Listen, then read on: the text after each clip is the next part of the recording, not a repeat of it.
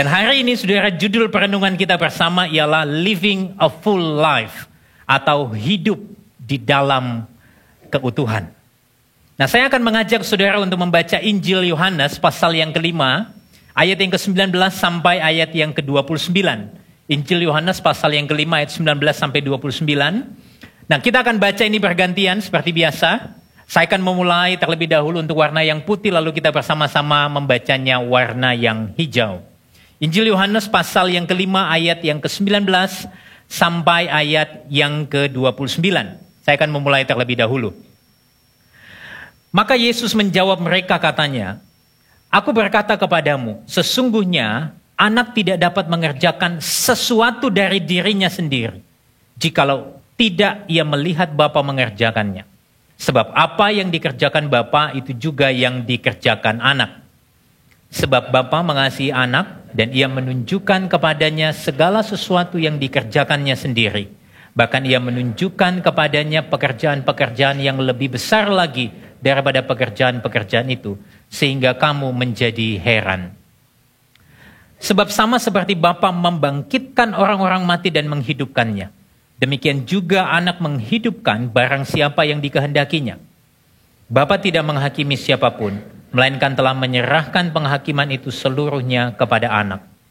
Supaya semua orang menghormati anak, sama seperti mereka menghormati Bapa. Barang siapa tidak menghormati anak, ia juga tidak menghormati Bapa yang mengutus dia. Aku berkata kepadamu, sesungguhnya barang siapa mendengar perkataanku dan percaya kepada dia yang mengutus aku, ia mempunyai hidup yang kekal dan tidak turut dihukum.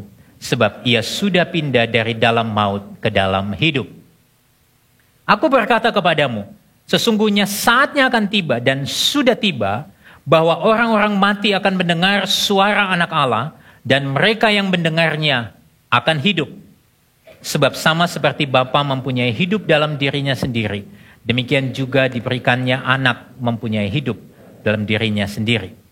Dan ia telah memberikan kuasa kepadanya untuk menghakimi, karena ia adalah anak manusia. Janganlah kamu heran akan hal itu, sebab saatnya akan tiba bahwa semua orang di dalam kubur akan mendengar suaranya. Dan mereka yang telah berbuat baik akan keluar dan bangkit untuk hidup yang kekal. Tapi mereka yang telah berbuat jahat akan bangkit untuk dihukum."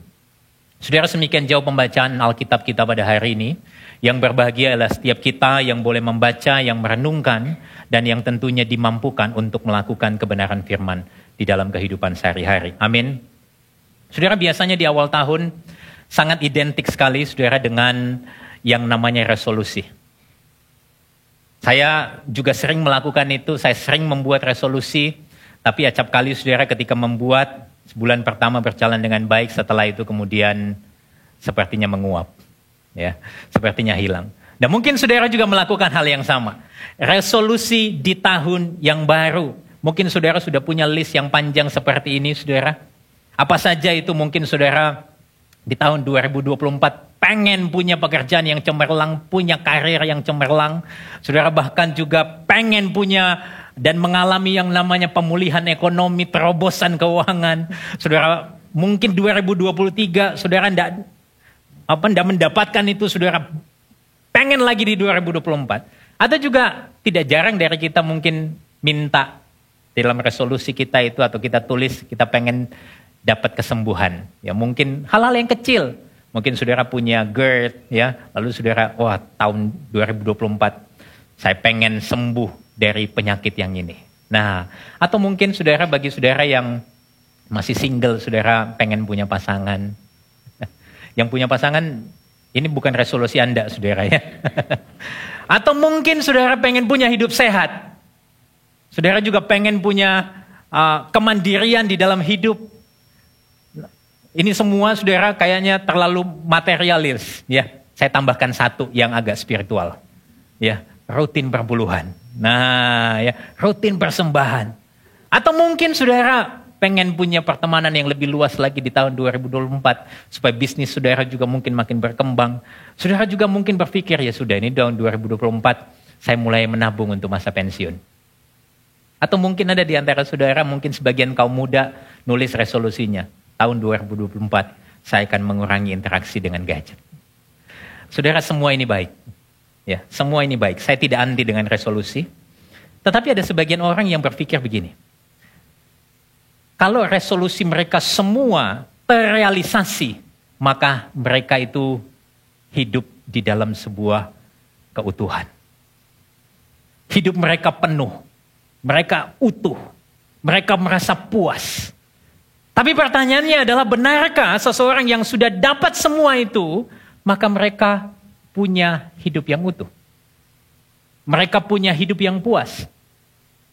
Coba saudara telusuri sekarang hati saudara. Kalau saudara sudah buat resolusi, pertanyaannya adalah begini.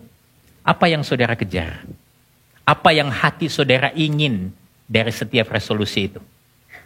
Nah, perenungan hari ini, saudara, saya akan mengajak saudara untuk memikirkan 3 hal tentang tema kita. Yang pertama, kita akan bicara tentang mengapa sih manusia itu selalu mencari makna di dalam hidup. Dan yang kedua, apa sih yang dimaksud di dalam hidup, di dalam keutuhan itu? Apa yang menjadi maksud dengan living a full life? Dan yang ketiga, bagaimana Injil memampukan kita untuk hidup di dalam keutuhan, hidup bagi Allah. Kita masuk yang pertama, mengapa manusia mencari makna hidup? Saudara, saya akan memulai pembahasan ini dengan sedikit menarik lebih jauh pembacaan kita. Kalau kita membaca Alkitab, kita perlu membaca perikop sebelumnya dan perikop setelahnya. Dan perikop sebelum daripada bacaan kita ini sangat penting untuk menunjukkan apa yang Yesus sedang bicarakan di dalam pasal 5 ayat 19 sampai 29. Saudara, perikop yang kita baca itu dimulai dengan sebuah cerita. Cerita tentang seseorang yang sudah menderita sakit lumpuh selama 38 tahun. Menderita sakit lumpuh selama 38 tahun, dan Yohanes pasal 5 ayat yang kelima mencatatkan bahwa di situ ada seorang yang sudah 38 tahun lamanya sakit. Ngapain? Dia ada di pinggir, di dekat kolam Bethesda, menunggu guncangan air oleh malaikat. Siapa tahu kalau dia yang pertama nyemplung di sana, dia bisa sembuh. Saudara, menarik sekali bagi saya, karena di dalam pasal 5 ayat yang ketiga dan pasal 5 ayat yang kelima dikatakan 2 kali bahwa ada banyak orang sakit menunggu di sana. Saudara, waktu saya telusuri, kata sakit di situ memakai versi yang banyak sekali di dalam Alkitab. Diterjemahkan sebagai invalid, infirmity, disable, helpless, hopeless. Saudara, saya membayangkan bahwa sakit yang dialami ini adalah sakit yang bukan sakit yang biasa. Mungkin dia lumpuh, tetapi kelumpuhannya yang berlarut-larut itu menimbulkan sebuah kefrustasian. Jadi, saya memberi konklusi bahwa sebetulnya orang yang lumpuh 38 tahun ini bukan hanya sakit secara fisik, tapi juga sakit secara psikis. Dia nampaknya betul-betul nggak berdaya, helpless, hopeless. Dan waktu Yesus berjalan di daerah itu lalu kemudian menjumpai dia, Yesus tanya begini, maukah engkau sembuh? Saudara tahu apa yang dijawab, apa yang menjadi jawaban daripada orang lumpuh itu? Dia tidak berkata, ya aku mau sembuh. Tapi dia menjawab seperti ini, saudara. Di dalam pasal 5 ayat yang ke-7, saya bacakan untuk saudara. Tuhan, tidak ada orang yang menurunkan aku ke dalam kolam itu, apabila airnya mulai goncang. Dan sementara aku menuju kolam itu, orang lain sudah turun mendahului aku. Saudara, jawabannya sama sekali tidak memunculkan sebuah antusiasme untuk sembuh. Apa itu resolusi? Mungkin bagi dia sudah nggak ada lagi resolusi. Karena bagi dia semakin banyak harapan, semakin banyak rasa sakit. Karena harapan itu tidak terpenuhi. Itulah sebabnya saudara, saya sependapat dengan seorang penafsir yang mengatakan seperti ini. Richard Phillips di dalam komentarnya terhadap Injil Yohanes. Dia mengatakan, sekalipun terlihat putus asa, tetapi orang lumpuh ini tetap mencari dan membutuhkan kesembuhan. 38 tahun, dia masih pergi ke sana. Ke dekat kolam Bethesda dan dia pengen mengalami kesembuhan. Nah, adapun saudara, masyarakat sekarang ini adalah orang yang juga cari kesembuhan dan membutuhkan kesembuhan. Mereka yang terabaikan, ditolak, menderita, kesepian, hancur hati, dan jiwa mereka yang hancur itu mencari dan butuh kesembuhan. Mungkin mereka terlihat cukup kuat dan utuh, tetapi sebenarnya ternyata tidak. Mereka sangat putus asa di dalam mencari kesembuhan, pertolongan, serta kekuatan. Saudara, 38 tahun, dia mengalami kelumpuhan. Mungkin usianya tidak terlalu tua. Tapi sejak dia mengalami kelumpuhan itu, saudara, dia pengen kesembuhan. Tapi ketika ditawari kesembuhan, tidak lagi ada antusiasme. Tapi pertanyaan saya begini, saudara. Kenapa sih dia masih terus datang untuk cari kesembuhan? Padahal kalau saudara membaca di dalam buku Pastor Mike yang berjudul Beyond the Miracles, saudara akan dapat penjabaran kisah itu di sana. Dikatakan bahwa sebetulnya kesembuhan di kolam Bethesda itu adalah sebuah mitos yang dibuat oleh orang Romawi. Supaya orang-orang Romawi punya kedekatan dengan orang Yahudi. Supaya orang-orang Romawi bisa masuk di dalam kulturnya orang Yahudi. Itulah sebabnya mitos itu dibuat. Sehingga orang berbondong-bondong, orang yang buta, yang lumpuh, yang sakit timpang datang ke sana. Menunggu goncangan air di kolam Bethesda. Tapi ternyata apa yang dijumpai? Orang lumpuh 38 tahun ini berkata, gak ada yang tolong aku kalaupun air itu tergoncang. Dia tidak lagi mencari dengan antusiasme. Dia tidak lagi pengen kesembuhan, dalam tanda kutip. Tapi sekalipun itu, di dalam hatinya, pertanyaan saya, ngapain dia ada di sana? Dia masih cari kesembuhan. Nah, saudara, ini sebetulnya menunjukkan bahwa setiap manusia, apapun keadaannya, itu sangat haus dengan makna hidup. Sangat haus mencari pertolongan. Tetapi sayangnya, manusia seringkali mencari makna hidup di tempat yang salah. Seringkali kita cari di tempat yang salah.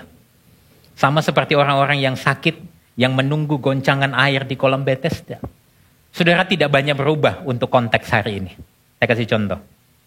Tidak jarang, saudara, ada orang-orang Kristen yang punya kecenderungan untuk mempercayai hal-hal yang mistis juga.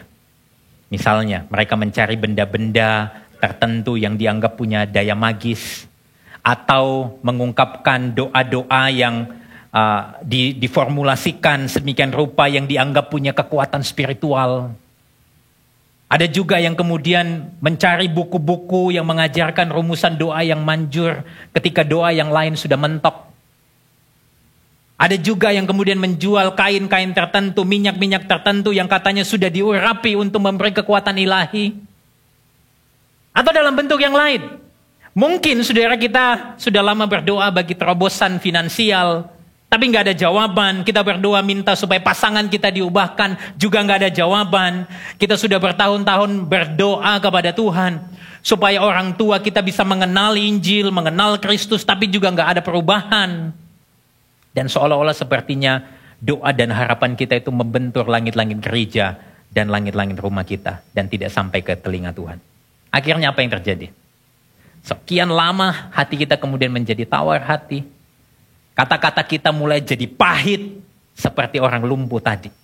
Yang ketika ditanya tentang maukah engkau sembuh, justru menjawab dengan keluhan. Kita mungkin saja akhirnya kemudian mencari alternatif lain. Tapi izinkan saya memberitahu kepada saudara kebenaran ini.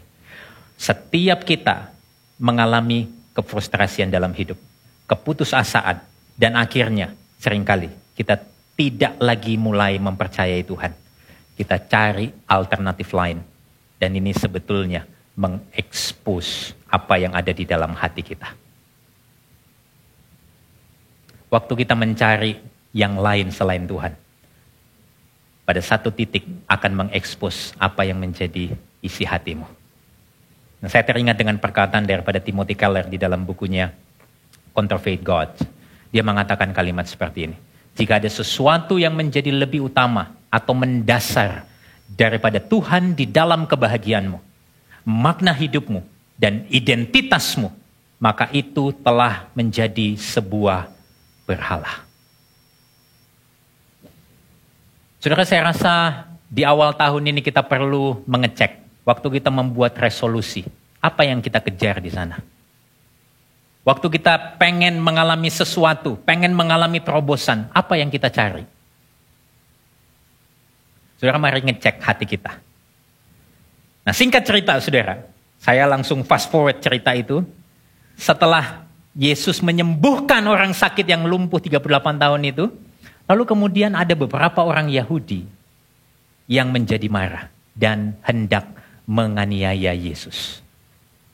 Itu dicatat, saudara, di dalam Yohanes 5 ayat 16-18. Kita baca bergantian. Kita baca terlebih dahulu, lalu kemudian bagian yang putih saya akan bacakan untuk saudara. 1, 2, 3. Dan karena itu orang-orang Yahudi berusaha menganiaya Yesus karena ia melakukan hal-hal itu pada hari Sabat. Tetapi ia berkata kepada mereka, Bapakku bekerja sampai sekarang, maka aku pun bekerja juga. Sama-sama. Sebab itu orang-orang Yahudi lebih berusaha lagi untuk membunuhnya. Bukan saja karena ia meniadakan hari Sabat, tapi juga karena ia mengatakan bahwa Allah adalah Bapanya sendiri. Dan dengan demikian menyamakan dirinya dengan Allah. Saudara, kemarahan orang-orang Yahudi di sini didasarkan oleh dua alasan. Yang pertama, karena tindakan Yesus menyembuhkan orang lumpuh itu dan meminta dia mengangkat tilamnya, itu dilakukan pada hari Sabat.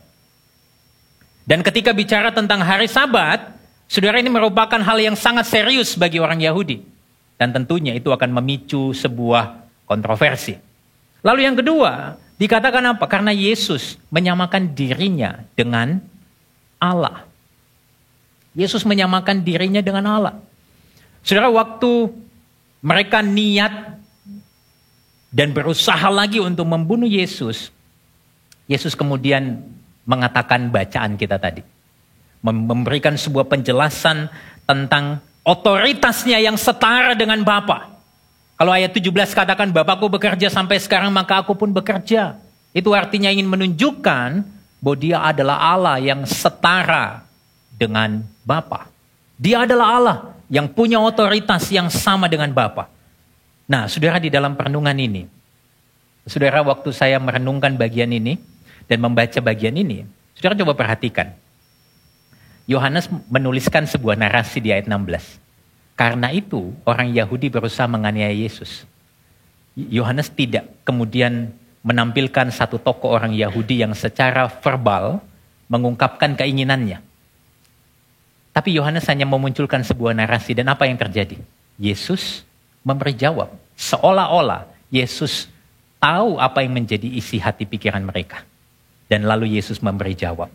Jawaban Yesus pada akhirnya memberikan sebuah peperangan di dalam diri mereka. Itulah sebabnya mereka pengen membunuh Yesus. Nah, peperangan itu, saudara, yang mereka hadapi sebetulnya adalah apakah mereka akan tunduk pada otoritas Yesus, atau justru mereka memberontak dan memilih untuk hidup mandiri dan mengutamakan hal-hal yang sifatnya sangat religius, meninggikan aturan-aturan buatan manusia di atas kehendak Allah. Ada sebuah pergolakan di sana. Dan kalau saudara membaca Injil Yohanes, ini saya kasih sedikit overview untuk saudara. Saudara waktu baca Injil Yohanes dengan seksama, saudara akan menemukan di sana, di dalam Injil Yohanes, ada begitu banyak dilema atau peperangan batin yang terjadi di sepanjang catatan Injil Yohanes. Misalnya, saya kasih contoh saudara, paling dekat. Tadi kita bicara perikop sebelumnya, saya akan bicara kepada perikop setelahnya. Kalau saudara membaca Yohanes pasal 6, saudara akan menemukan ketika itu Yesus bicara tentang roti hidup. Waktu Yesus bicara tentang roti hidup dan dia menjelaskan bahwa dialah roti hidup itu, maka dikatakan orang-orang Yahudi itu bersungut-sungut tentang dia. Dan singkat cerita, saudara, saya rasa bukan kebetulan Yohanes kemudian mencatatkan bagian ini.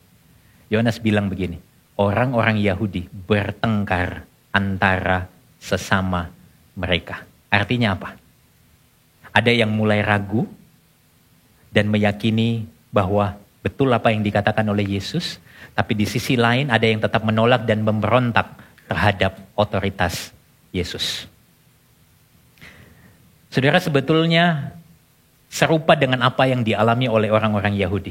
Ketika mendengarkan firman, ketika membicarakan firman, maka ada sebuah peperangan keyakinan ini juga di dalam hati kita. Setiap hari, kalau mau jujur, hati kita itu berada di sebuah medan peperangan. Ada dua kekuatan yang terus berlawanan, bentrok setiap hari. Di satu sisi keinginan untuk memilih hidup mandiri dan berjalan dengan kekuatan pengertian diri sendiri, atau kita mau belajar tunduk pada kedaulatan dan otoritas Kristus. Saudara, saya kasih ilustrasi singkat sekali. Satu kali saya ke rumah duka, ketika saya datang di rumah duka, lalu kemudian saya ketemu dengan beberapa sahabat lama. Lalu kemudian ada seorang tante yang salaman lalu berkata seperti ini, "Nathan, tante itu pengen ngobrol sama kamu." "Oh ya baik tante, tapi permisi tante, saya mau salamin keluarga yang berduka dulu." Oke, tante tunggu ya. Saudara, lalu saya kemudian menyalami keluarga yang berduka, saya ngobrol sebentar dan kemudian dia menangis, lalu saya ngajak duduk, kita ngobrol panjang, sampai kira-kira 1 jam kita ngobrol, lalu kemudian tante ini berdiri dan saya melihat dari jauh kayaknya dia mau pulang deh. Lalu saudara, apa yang terjadi? Dia kemudian menghampiri meja saya, lalu dia tepok pundak saya dan bilang ini, "Nathan, kamu menghindar ya dari tante." Waduh. So, waktu dia bilang begitu, tiba-tiba ada gejolak di dalam hati saya. Lalu saya bilang, "Loh, tante ini gak tahu apa-apa. Terus tepok-tepok, ngenyek lagi. Mau menghindar dari tante." Panas tiba-tiba hati saya, saudara. Sebetulnya saya punya pilihan untuk berkata, "Enggak tante, saya tuh lagi ngobrol, nanti saya ngobrol sama tante. Tapi ini pas momennya kok kurang tepat ya tante." Sebetulnya ada pilihan untuk menjawab itu. Tapi apa yang menjadi respon saya? Saya bilang begini, "Tante, coba buka kalender tante, saya akan spend time sama tante. Kapanpun tante mau." Saudara, waktu muncul perkataan itu, tiba-tiba saya tuh berkata, "Loh kok Nathan ini ngomong gini ya? Kan bisa, bukannya bisa ngomong yang lain." Waktu saya masuk ke mobil, saudara, tiba-tiba saya tuh menyesal. Dan berkata, "Nat, kamu itu kok sombong banget sih? Tante itu mungkin padahal cuma pengen ngobrol sama kamu 5 menit. Cuma pengen curhat sebentar. Malah kamu tantangin. Malah kamu dengan sombongnya berkata, 'Tante mau jam berapa, kapan saya akan set waktu untuk tante.'" Sudah tiba-tiba, aduh Tuhan. Sudah lihat ya, di dalam kehidupan kita, waktu kita berhadapan dengan banyak hal, ada peperangan di dalam hati kita.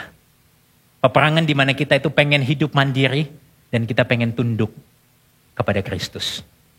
Nah, apa hubungannya dengan pencarian makna hidup, saudara? Saudara, sebetulnya seringkali kita tidak menemukan makna hidup. Karena apa? Kecenderungan hati kita itu selalu ingin hidup mandiri dari Tuhan. Kita selalu ingin hidup mandiri dari Tuhan. Dan inilah ekspresi dari kehidupan manusia yang sudah jatuh di dalam dosa. Sejak pasal 3 kitab Kejadian, saudara bisa membaca nanti perlahan lagi.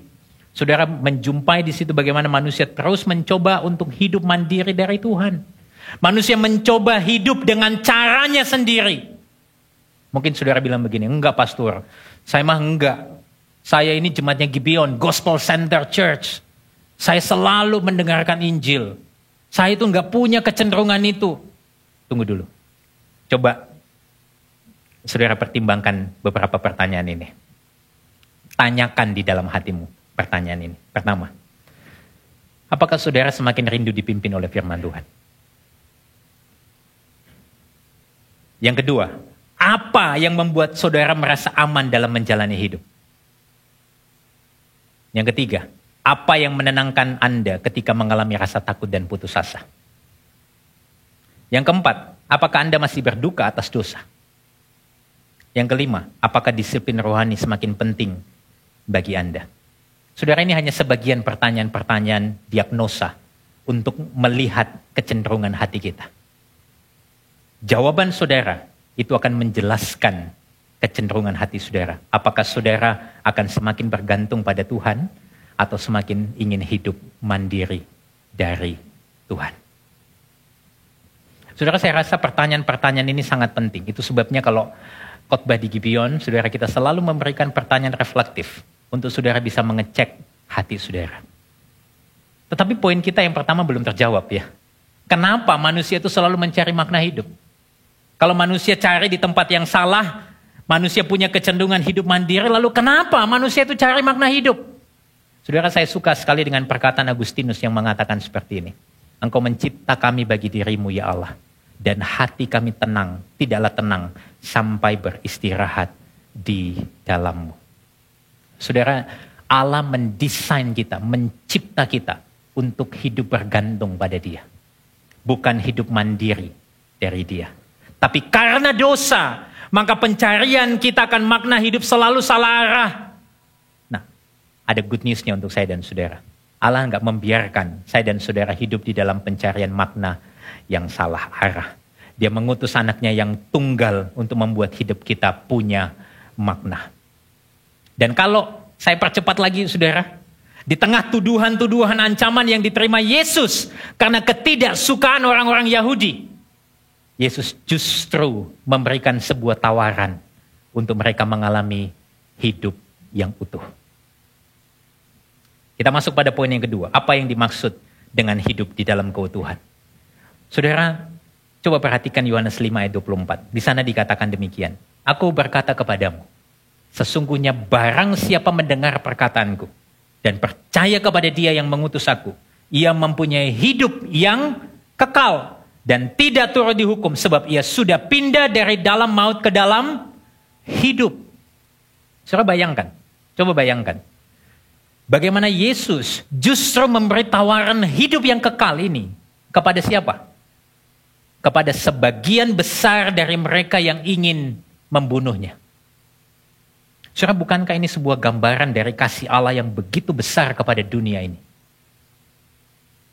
Bukan kita yang cari Tuhan. Tuhan yang mencari kita. Saudara, ada seorang penafsir memberikan gambaran dengan mengatakan demikian. Allah menciptakanmu tetapi engkau memberontak melawannya. Tanpa menghukummu, Allah justru memulai suatu rencana untuk menyelamatkanmu. Saudara, saya ingin kasih klarifikasi. Ini bukan bicara tentang Allah itu kaget ketika manusia jatuh dalam dosa. Tidak. Tapi memang sejak kekekalan Allah sudah mengerti di dalam kedaulatannya, di dalam pengetahuannya tentang apa yang akan terjadi. Tapi ketika manusia jatuh dalam dosa, saudara membaca kitab Kejadian, saya pernah sampaikan ini, sebelum Dia memberikan hukuman kepada manusia, di dalam Kejadian 3 ayat 16, Allah justru memberikan kabar baik di dalam Kejadian 3 ayat 15. Yaitu, akan lahir seorang dari keturunan perempuan yang akan meremukkan kepala si ular. Dan ular akan meremukkan tumitnya. Saudara lihat, kabar baik selalu mendahului kabar buruknya. Kasih Allah selalu mendahului penghukumannya. Dan inilah sebuah bukti bahwa sebetulnya Allah begitu mengasihi manusia yang berdosa ini. Nah, kalau kita kembali kepada ayat 24. Nah, di sana kita menjumpai Yesus itu menawarkan hidup kepada mereka. Dan kata hidup di situ 2 kali menggunakan kata zoe. Zoe. Saudara, kata hidup di dalam bahasa Yunani, ada beberapa kata Yunani yang dipakai untuk menjelaskan kata hidup. Yaitu kata bios, kata suke, dan kata zoe. 3 kata ini, saudara, bios, suke, dan zoe. Dipakai untuk mendefinisikan kata hidup. Tapi ketiga kata ini berbeda satu sama lain. Kata bios itu artinya hidup secara fisik. Yang dimana kita itu bisa makan untuk tubuh kita. Kita memakai baju untuk tubuh kita. Dimana kita tinggal untuk melindungi kita. Itu adalah bios. Bicara tentang hidup secara fisik. Tapi suke itu lain lagi. Suke bicara tentang keadaan jiwa kita, perasaan kita, kehendak kita, manusia batiniah kita. Jadi bukan lagi bicara tentang fisik, tetapi perasaan kita, kehendak kita. Tapi Yesus ketika menawarkan berita ini kepada orang-orang yang hendak membunuhnya, menawarkan zoe kepada mereka. Apa itu zoe? Zoe sangat jelas berbeda. Bukan bicara bios, bukan bicara suke, Tapi ini bicara tentang kualitas hidup. Bukan hanya bicara tentang keberadaan hidup, tapi kualitas hidup. Nah, saya kasih contoh. Satu kali saudara saya baca sebuah ilustrasi tentang seorang ayah yang mengajak anaknya usia 10 tahun pergi ke sebuah tempat dengan menggunakan pesawat terbang. Saudara, singkat cerita, harinya tiba, ayah ini kemudian mengajak anaknya untuk pergi ke sebuah tempat menaiki pesawat terbang, lalu kemudian mereka masuk ke kabin pesawat itu, lalu kemudian mereka duduk. Mereka dapat tempat di tengah dan di dekat jendela. Lalu kemudian sang ayah bilang gini, "Nak, kamu duduk di dekat jendela ya, supaya kamu bisa melihat keluar nanti ketika pesawat ini terbang." Saudara, pesawat itu kemudian terbang sekian waktu sampai semuanya stabil. Kemudian seperti biasa ada pramugari yang menyodorkan makanan dan minuman. Tiba di jalur anak ini, saudara, kemudian pramugari itu menawarkan kepada anak ini, "Kamu mau minum makan apa? Mau minum apa? Mau makan apa?" Lalu kemudian dia secara spontan bilang begini, "Saya pengen minum soft drink. Saya pengen minum Coca-Cola. Coke," gitu ya. Lalu kemudian pramugarinya kembali ke tempat atau di mana dia bisa mengambil minuman itu, kemudian dituang ke dalam gelas, dan kemudian anak itu diberikan minuman yang dia inginkan. Waktu anak itu menerimanya, saudara, kemudian dia menurunkan sandaran kursinya sambil mengangkat satu kakinya, melihat keluar, lalu meneguk minuman yang ada di tangannya. Lalu dia bilang sama bapaknya, "Papa, ini baru hidup." Saudara, waktu saya membaca ilustrasi ini, saya mendapatkan inspirasi bahwa sebetulnya apa yang diungkapkan oleh anak ini waktu dia berkata kepada papanya, "Papa, ini hidup." Apakah artinya sebelumnya dia nggak hidup? Enggak. Tapi dia pengen menunjukkan bahwa ada sebuah kualitas yang berbeda dari yang pernah dia rasakan sebelumnya dan yang ingin dia rasakan sesudahnya. Saudara, mungkin dia pernah beberapa kali pergi bersama ayahnya dengan pesawat terbang. Tapi kali itu, pengalaman itu menjadi pengalaman yang berbeda. Dia bukan lagi merasakan sebuah keadaan di mana dia bisa pergi ke berbagai tempat dengan pesawat. Tapi dia betul-betul merasakan tentang hidup. Dan dia mengatakan bahwa, "Papa, ini hidup." Ternyata hidup itu tidak membosankan, ini menyenangkan untuk dilakukan lagi. Saudara, ilustrasi ini memberikan sebuah pesan kepada kita. Bahwa Zoe itu bukan bicara tentang keadaan hidup. Bukan tentang keadaan jiwa, tetapi kualitas hidup. Di mana sebelumnya kita mungkin tidak merasakan keutuhan. Dan setelahnya kita bisa terus mengalami keutuhan. Karena apa? Karena ada hidup yang Tuhan berikan. Dan itu yang ditawarkan oleh Yesus. Nah, pertanyaannya begini. Bagaimana kita bisa mengalami Zoe? Yesus dengan sederhana mengatakan dalam Yohanes 5:24. "Sesungguhnya barang siapa mendengar perkataanku dan percaya kepada Dia yang mengutus aku, ia mempunyai hidup yang kekal." Dua hal penting. Mendengar perkataan Kristus dan percaya kepada Kristus.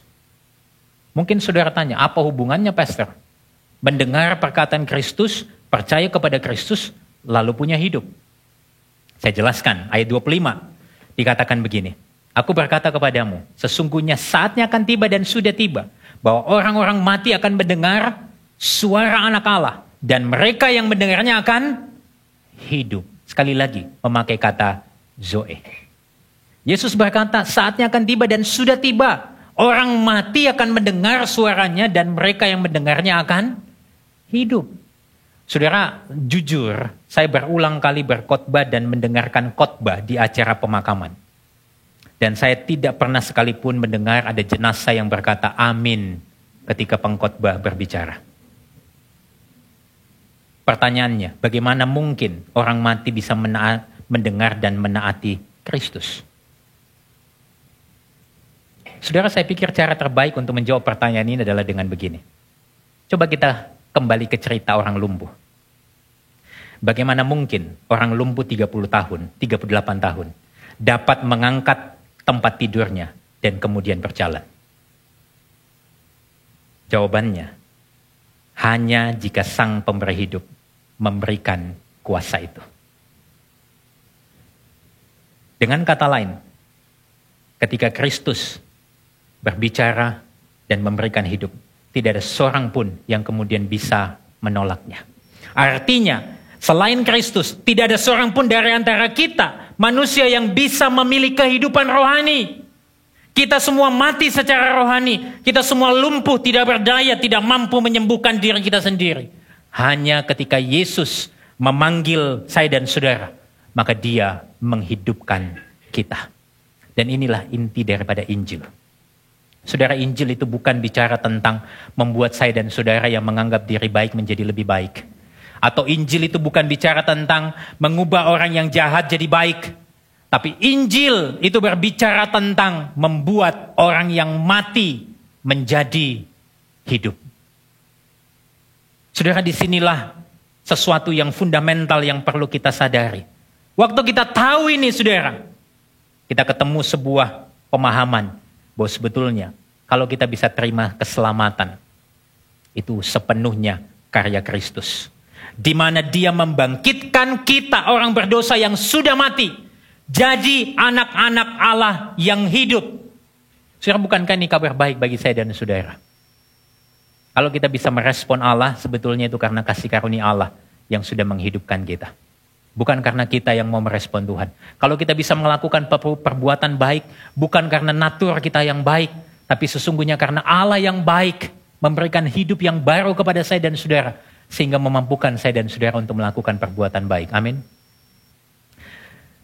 Dan otoritas di sini lebih daripada sekedar menghidupkan orang berdosa yang mati secara rohani. Karena apa? Kalau saudara melihat ayat 28-29, menarik sekali di sana. Kita membaca bersama ayat ini ya. Yohanes 5:28-29, 1, 2, 3. Janganlah kamu heran akan hal itu, sebab saatnya akan tiba bahwa semua orang yang di dalam kuburan akan mendengar suaranya, dan mereka yang telah berbuat baik akan keluar dan bangkit untuk hidup yang kekal. Tapi mereka yang telah berbuat jahat akan bangkit untuk dihukum. Saudara, otoritas Kristus bukan hanya menghidupkan orang yang mati secara rohani, tetapi Dia juga sanggup menghidupkan orang yang mati secara fisik. Saudara, perhatikan ini sesuatu yang penting sekali. Sama seperti ketika Yesus berkata kepada orang lumpuh, bangunlah. Yesus juga punya otoritas untuk membangkitkan orang-orang yang sudah mati kelak waktu Dia datang untuk yang kedua kalinya. Untuk menyatakan kebenaran ini, saudara, Yesus tidak perlu menunggu terlalu lama. Karena kalau kita baca Injil Yohanes setelah pasal 5, di pasal yang ke-11, saudara temu satu kisah di sana. Tentang kisah Yesus membangkitkan siapa? Lazarus yang sudah mati. Yohanes 11 ayat 43 berkata, dan sesudah berkata demikian berserulah ia dengan suara keras, Lazarus, marilah keluar. Saudara, bukankah ini sesuatu yang sangat luar biasa? Yang menunjukkan bahwa Kristus memiliki sebuah otoritas yang tidak tertandingi. Ini semakin juga memperjelas bukti keilahiannya yang sejati. Saudara, saya ingin saudara tetap lihat kembali kepada khotbah di week yang pertama, itu menjadi sesuatu yang fundamental. Saudara bisa melihat di sana bukti-bukti otoritas keilahian Kristus. Dan bagian ini sekali lagi menunjukkan bahwa Kristus adalah Allah yang sejati. Jadi sebetulnya hidup di dalam keutuhan itu bukan sekedar bicara tentang kebutuhan kita terpenuhi, resolusi kita semua terrealisasi. Tetapi hidup di dalam keutuhan itu berbicara tentang apa? Kita yang dahulu mati karena dosa, sekarang ini telah menerima hidup melalui Kristus, Sang kehidupan. Saudara, inilah arti hidup keutuhan. Hidup di dalam keutuhan bukan berarti kemudian saudara kaya raya, pesta pora, bisa hidup enak-enak. No, itu bukan hidup yang utuh. Tapi hidup yang utuh sesungguhnya kita perlu melihat dari kacamata bahwa kita ini dulu mati. Kita ini dulu sampah, busuk, harusnya dibuang. Tapi Kristus menghidupkan saya dan saudara. Wow. Dan waktu kita bicara tentang hidup yang kita terima di dalam Kristus, saya rasa ini sebuah pesan pengembalaan untuk saudara. Hidup di dalam Kristus bukanlah sebuah afirmasi personal untuk kita hidup bagi kesenangan diri kita. Tapi hidup di dalam Kristus ini bicara tentang transformasi radikal untuk hidup bagi kesenangan Tuhan. Saudara, waktu saudara tahu kebenaran ini, saudara dihidupkan, itu semata-mata karena kasih karunia dari Kristus untuk saya dan saudara. Dan waktu saudara mendapatkan hidup itu, saudara, kita dipanggil bukan lagi untuk hidup bagi diri kita sendiri. Amin.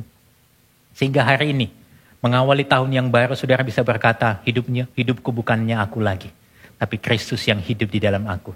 Dan hidupku yang telah kuterima hari ini adalah hidup untuk kemuliaan Tuhan. Amin, saudara. Ada sebuah contoh nyata, saudara, dari seorang tokoh teolog di abad ke-19 yang namanya Jonathan Edwards. Satu kali, saudara, dia nulis resolusi. Dan dia mungkin pernah menulis puluhan resolusi. Dan mungkin ini bisa jadi inspirasi bagi saudara untuk mengoreksi resolusi saudara. Ya, dia menuliskan begini, resolusi yang pertama, saya akan hidup untuk Tuhan. Resolusi yang kedua, jika tidak seorang pun melakukannya, saya akan tetap melakukannya. Tapi pertanyaannya begini, saudara. Apa yang memampukan saya dan saudara untuk hidup bagi Allah di sepanjang hidup? Apa yang memampukan saya dan saudara untuk menghidupi hidup yang sudah kita terima dan kita bisa hidup bagi kemuliaan Tuhan di sepanjang hidup kita? Nah, kita masuk pada poin yang ketiga. Saudara, bagaimana Injil memampukan kita hidup bagi Allah? Saudara, saya nggak akan panjang lebar, saya nggak akan basa-basi untuk saudara di dalam bagian ini. Saya ingin straight kepada saudara. Apa yang memampukan kita untuk hidup bagi Allah? Jawabannya hanya salib. Perhatikan ini, saudara. Tidak ada satupun dari kita yang mampu hidup bagi Allah kalau Allah tidak terlebih dahulu menghidupkan kita. Kita semua ini berdosa di hadapan Allah.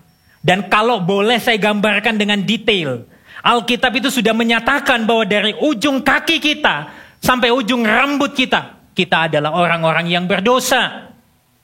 Saudara, saya ingin memberikan kepada saudara katalog keberdosaan kita manusia yang disingkapkan oleh Alkitab. Soalnya kalau membuka Yesaya 1:6, di sana dikatakan dari telapak kaki sampai kepala nggak ada yang sehat. Kita semua ini sakit. Amsal 1:16 mengatakan kaki mereka lari menuju kejahatan. Yesaya 1 ayat 15 mengatakan tangan mereka penuh dengan darah.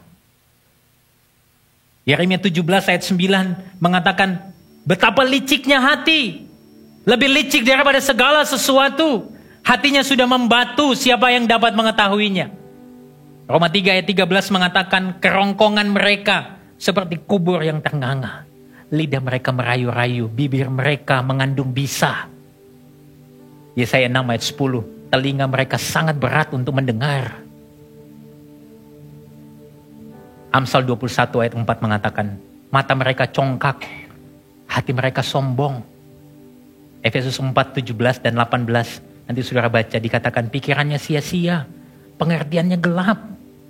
So ini menunjukkan dari ujung kaki kita sampai ujung rambut, kita adalah orang-orang yang berdosa. Kita adalah orang-orang yang tidak layak. Dan ini menunjukkan bahwa sebetulnya kita semua adalah orang-orang yang sakit. Kita adalah orang-orang yang invalid, infirmity, disabled, helpless, powerless. Saya tambahkan satu. Kita adalah orang-orang yang mati. Saudara, cukup satu dosa saja, maka itu akan mendatangkan hukuman. Dan tuntutan Allah bagi mereka yang berdosa adalah kematian, hukuman mati. Kalau demikian, maka tidak ada seorang pun dari saya dan saudara yang bisa bertahan menghadap tahta pengadilan Allah. Itulah sebabnya, apa yang memampukan kita untuk hidup bagi Allah? Apa yang membuat kita hidup di dalam keutuhan? Jawabannya ialah salib. Karena apa? Hanya di atas salib kita menjumpai sang kebenaran dipandang bersalah. Dia datang menyatakan kebenaran untuk saya dan saudara. Dia datang membawa kita kepada kebenaran, tapi justru dia menerima hukuman dan dipandang bersalah atas ketidakbersalahannya. So di atas salib kita menjumpai sang kehidupan mengalami kematian. Dia yang datang membawa kehidupan bagi kita, menjamin hidup kekal kita, justru mengalami kematian yang paling mengenaskan. Bahkan kalau saudara melihat di atas kayu salib, dia berteriak, Eloi, Eloi lama sabachthani. Allahku, Allahku, mengapa engkau meninggalkan aku? Dia yang bisa berbicara dan bisa membangkitkan orang ketika berteriak seolah-olah tidak seorang pun yang mendengarkan dia. Di atas salib kita menjumpai sang hakim adil, menerima ketidakadilan. Dia yang punya kuasa untuk mengadili. Dia yang punya hak untuk menghakimi setiap manusia, justru menerima ketidakadilan dan penghakiman yang paling kejam di atas salib.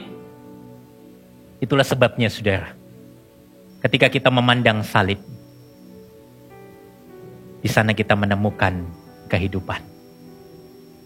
Kematian Kristus memberi kehidupan untuk saya dan saudara. Kematian Kristus di atas salib memberikan tempat perlindungan yang abadi untuk saya dan saudara. Salib Kristus merupakan satu-satunya tempat perlindungan bagi semua orang yang akan menghadapi penghakiman. Dan karena salib Kristus, maka kita yang percaya padanya dapat menerima kebenaran dan menemukan bahwa nama kita ada tertulis di dalam kitab kehidupan. Sekarang ini, karena salib Kristus, saudara, status kita bukan lagi orang-orang berdosa yang mati, melainkan anak-anak Allah yang hidup. Maka itu kita dapat dimampukan untuk hidup bagi Allah. Amin. Karena salib Kristus, kita sudah dihidupkan. Kita diberikan hati yang baru. Maka motivasi hati kita di dalam melakukan perbuatan baik bukan lagi supaya kita diselamatkan, tapi karena kita sudah diselamatkan. Karena salib Kristus, hari ini kita dimampukan. Karena hidup yang baru sudah diberikan oleh Allah kepada kita. Maka hari ini kita dimampukan untuk meninggalkan kehidupan kita yang lama. Dan kita semakin membenci dosa. Dan pada akhirnya saudara, salib Kristus akan memberikan kita lensa yang baru di dalam memandang hidup. Ini gambar yang bulan Desember lalu Pastor Mike sering sekali ulang dan saya pengen ulang untuk saudara. Bahwa ketika kita melihat melalui lensa salib Kristus, di sanalah kita dimampukan untuk meninggalkan cara hidup kita yang lama. Dan hati kita ditata ulang untuk melihat segala sesuatu dengan lensa yang benar. Bukan lagi untuk diri kita, tapi untuk kemuliaan Tuhan. Waktu kita melihat persoalan keuangan, pekerjaan, seks, kesehatan, masa depan, keluarga, penderitaan, pertemanan, dan seterusnya. Waktu kita melihatnya dengan lensa salib Kristus, kita dimampukan untuk memakai semuanya itu bagi kemuliaan Tuhan. Dan untuk perluasan pemberitaan Injilnya. Lalu apa yang jadi respon kita? Saya rasa kita perlu lebih slow down di sini. Apa yang jadi respon kita? Di awal tahun saudara, marilah kita datang kepada Tuhan, kita mau bertobat. Dari keinginan hati kita yang selalu mencari makna hidup di luar Kristus. Marilah kita bertobat dari dosa yang selalu punya kecenderungan untuk membuat dan menarik kita hidup mandiri dari Tuhan. Kita perlu bertobat setiap hari. Apa yang menjadi respon kita? Mari arahkan pandangan kita selalu kepada Kristus. Kepada karya salibnya yang sudah menghidupkan kita, yang terus memampukan kita untuk hidup bagi kemuliaan Allah. Saudara, apa yang menjadi perenungan kita? Pertanyaan reflektif yang perlu kita pikirkan di awal tahun ini. Ayo kita sama-sama belajar. Mulai bertanya, apa yang selama ini membuat hidup saudara bermakna dan punya arti? Apakah itu berkaitan dengan hal-hal yang ada di dalam dunia yang sementara ini? Ataukah ada dimensi kekal yang memperdalam makna hidup saudara? Ini bukan bicara tentang oke, Tuhan saya buat rencana and then kemudian saya akan tambahkan Tuhan di sana. No. Ini bukan tentang itu. Tapi ini tentang belajar bagaimana melihat segala sesuatu di dalam konteks kekekalan. Waktu saudara melakukan pekerjaan, saudara bersahabat, saudara melihatnya di dalam kacamata yang berbeda. Bukan lagi untuk kepentinganku, bukan lagi untuk memanfaatkan orang lain, bukan lagi untuk membuat diriku semakin kaya. Dan banyak orang berpikir, semakin aku punya sesuatu, semakin bermakna hidupku. Tapi hari ini, kita diajarkan sebuah lensa yang baru. Saudara, hidup kita punya arti, karena Kristus sudah menghidupkan kita. Yang kedua, bagaimana kita dapat menguatkan keyakinan kita di dalam Kristus untuk mengatasi kecemasan, mengatasi kekhawatiran kita terkait kehidupan di dalam dunia ini dan harapan akan kehidupan setelah mati. Apa yang kemudian terus menguatkan saudara di dalam menjalani hidup ini? Mungkin saudara mulai putus asa, bertahun-tahun saudara rasanya tidak menemukan jawaban terhadap pergumulan doa saudara. Coba cari tahu apa yang menguatkan saudara di sana. Yang ketiga, bagaimana otoritas Kristus itu mempengaruhi cara hidup saudara. Cara Anda berbicara dengan pasangan saudara, cara Anda mendisiplin anak saudara, cara saudara menanggapi kritik, cara saudara menghabiskan waktu, uang, dan seterusnya. Soal bagian ini kemudian menegur saya secara pribadi. Soal saya diingatkan, saudara jujur, kalau berhadapan dengan jemaat mungkin saya jadi orang yang lebih sabar. Saya bisa lebih sabar dengan jemaat. Tapi waktu berhadapan dengan istri saya sendiri, saudara, dia baru ngomong dikit, saya udah ngamuk. Udah wis, gak usah ngomong lagi, wis tahu. Saudara, disitulah saya diproses oleh Tuhan. Saya tahu Tuhan itu adalah Allah yang menghidupkan saya. Tapi apakah betul hidup yang baru yang sudah Dia berikan itu boleh dinikmati oleh orang lain melalui diri saya? Saya kok bisa sabar sama jemaat? Tapi kalau sama pasangan, aduh, sumbu saya sangat pendek. Mumpung dia nggak ada di sini, saudara. Di kebaktian 1 tadi saya nggak ngomongin nih. Ya. Saudara, saya perlu bertobat di situ. Dan bagian ini juga berbicara kepada saya secara pribadi. Lalu apa implikasinya, saudara? Saya mengajak kita boleh berdiri bersama-sama. Implikasinya, karena Kristus sudah menghidupkan kita. Hari ini kita dimampukan untuk menjalani hidup dengan tujuan yang jelas bagi kemuliaan Allah. Amin. Karena Kristus sudah menghidupkan kita. Hari ini kita punya kekuatan untuk berkata tidak terhadap keinginan dan godaan dosa. Karena Kristus sudah menghidupkan kita. Maka hari ini engkau dan saya bisa menjalani tahun yang baru ini. Hari demi hari dengan tenang dan tetap berpengharapan bahwa Kristus beserta dengan engkau dan saya.